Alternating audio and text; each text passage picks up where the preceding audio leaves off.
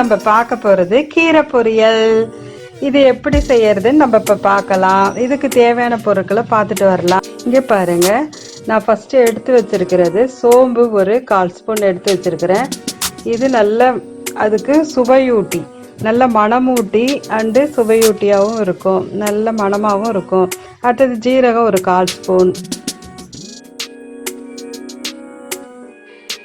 அடுத்து மஞ்சத்தூள் ஒரு 1/4 ஸ்பூன், ஒரு சிட்டிகை,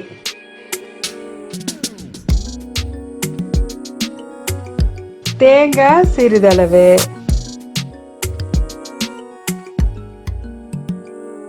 கடலைப்பருப்பு ஒரு 2 ஸ்பூன் எடுத்து வச்சிருக்கிறேன். வெங்காயம் 1 கட் பண்ணி எடுத்து வச்சிருக்கிறேன்.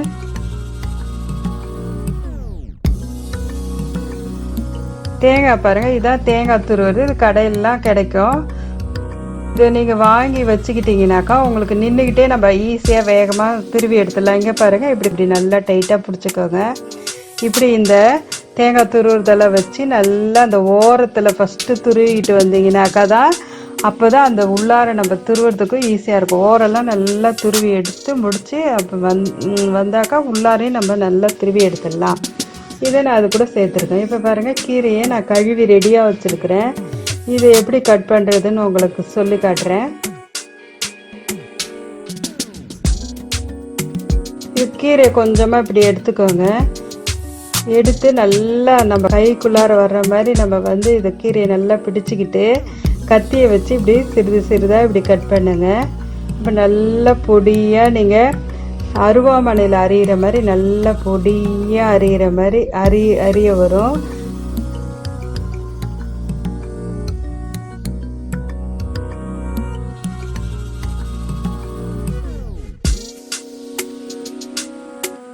இங்கே பாருங்கள், இந்த மாதிரி நல்லா கட் பண்ணுங்க. இந்த மாதிரி நல்லா கட் பண்ணி எடுத்துக்கணும். எல்லா கீரையும் நான் கட் பண்ணிக்கிட்டேன். பாருங்கள், எப்படி கட் பண்ணி வச்சுருக்கேன் பார்த்தீங்களா? இது போல தான் நீங்கள் இன்னும் கூட பொடியாக வேணும்னா அந்த கீரையை நல்லா போட்டு நம்ம கத்தியால் இன்னும் கூட கட் பண்ணி வச்சுக்கலாம்.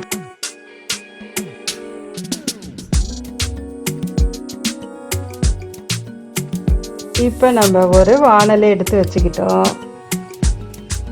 அடுப்பை பற்ற வச்சுட்டு வாணலை வச்சுட்டு அதில் நம்ம இப்போ 1 ஸ்பூன் எண்ணெயை விட்டுடலாம்.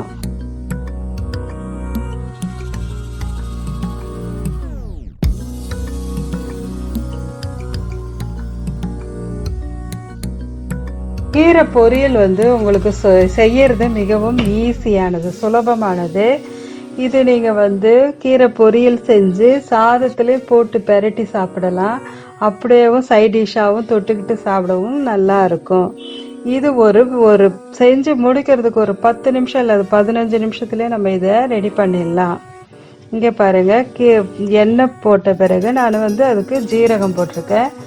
2 பச்சை மிளகாயை கீரி போட்டிருக்கேன். ஏன்னாக்கா நம்ம மிளகா காரம் இறங்கிட்ட பிறகு செஞ்சு முடிச்சிட்ட பிறகு இது மிளகா வேணாம் அப்படின்னாக்கா நம்ம மிளகாயை தூக்கி போட்டுடலாம். அதனால் நான் நெய்யில் வாக்கில் இதை கட் பண்ணி போட்டிருக்கேன். இப்போ வெங்காயம் போட்டு வதக்கிட்டேன். வெங்காயம் போடுறதுக்கு முன்னாடியே நம்ம கடலைப்பருப்பு போட்டு எண்ணெயில் போட்டு நம்ம கொஞ்சம் சவர எடுத்துக்கலாம். இங்கே பாருங்கள், நான் கடலைப்பருப்பை போட்டு இப்படி வதக்குறேன்.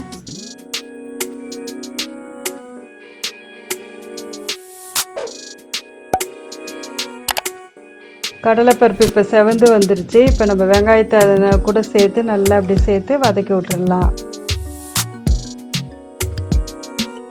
இருக்கிற எல்லா வெங்காயத்தையும் போட்டு நம்ம அதில் நல்லா வதக்கி எடுத்துடலாம்.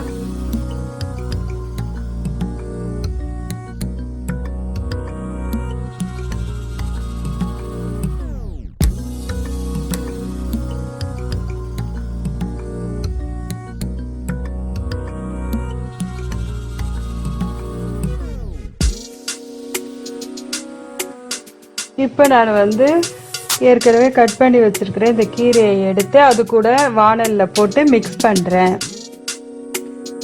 பாருங்கள், இப்படி நல்லா நீங்கள் பெரட்டி விட்டாலே கீரை நீங்கள் எவ்வளோ செய்கிறீங்களோ அதில் பாதி அளவு, 1/4 அளவு தான் வாணலில் வதங்கும் போது வரும். இப்போ மஞ்சத்தூள் சேர்த்துருக்கேன். கீரையில் வந்து நீர் சத்து இருக்குது இல்லையா, அதனால் அது கொஞ்சம் விரிவாக இருக்கும். அது நம்ம வந்து வதக்கும் போது அந்த நீரெல்லாம் எடுத்துட்டு வதங்கிடும். உப்பு சேர்த்துருக்கேன், பெருஞ்சீரகத்தூள் சேர்த்துருக்கேன், சோம்பு, பெருஞ்சீரகத்தூள் தான் சோம்பையும் சேர்த்துருக்கேன். இப்போ பாருங்கள், கீரை நல்லா அப்படியே வதங்கிடுச்சு. வதங்கின உடனே அது நீர் சத்துலாம் ட்ரை ஆகி அது நல்லா அப்படி வதங்கிடுது பாருங்கள்.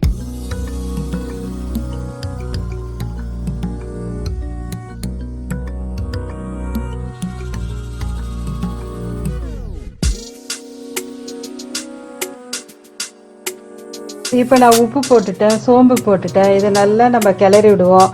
இதை நம்ம மூடி போட்டாக்கா இதோடைய நிறம் மாறிடும். அதனால் நான் மூடி போடலை, அப்படியே நான் வந்து கிளறி விடுறேன் பாருங்கள். இது ஒரு 10 நிமிஷம் இல்லை 5 நிமிஷம் கூட வெந்து வந்தால் கூட சூப்பராக நல்லா வெந்து வந்துடும் பாருங்கள். 5 நிமிஷம் சிம்மில் வச்சுருக்கிறேன்.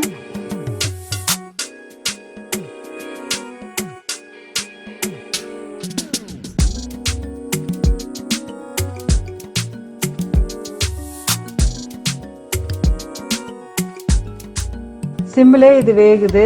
இதுக்கு தண்ணியோ எதுவுமே நீங்கள் சேர்க்க தேவையில்லை. பாருங்கள், 5 நிமிஷம் ஆயிடுச்சு. கீரை எப்படி வெந்து வந்திருக்குன்னு காட்டுறேன் பாருங்கள்.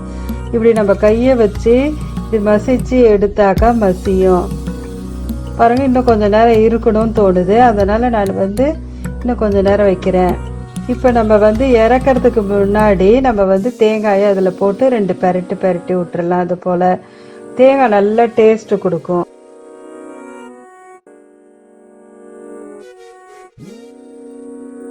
இப்போ நம்ம அடுப்பை ஆஃப் பண்ணிட்டு இந்த கீரை பொரியலை எடுத்து சர்விங் பவுலுக்கு மாற்றிட வேண்டியதுதான்.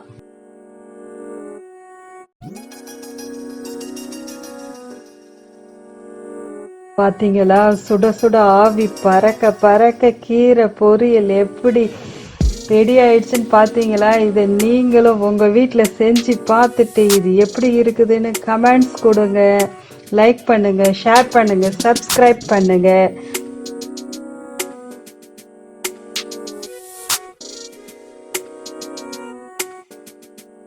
பார்க்கவே எவ்வளோ அழகான ஒரு கீரை பொரியலை நீங்கள் உங்கள் வீட்லேயும் செஞ்சு பார்த்துட்டு இதனுடைய கமெண்ட்ஸை கொடுங்க.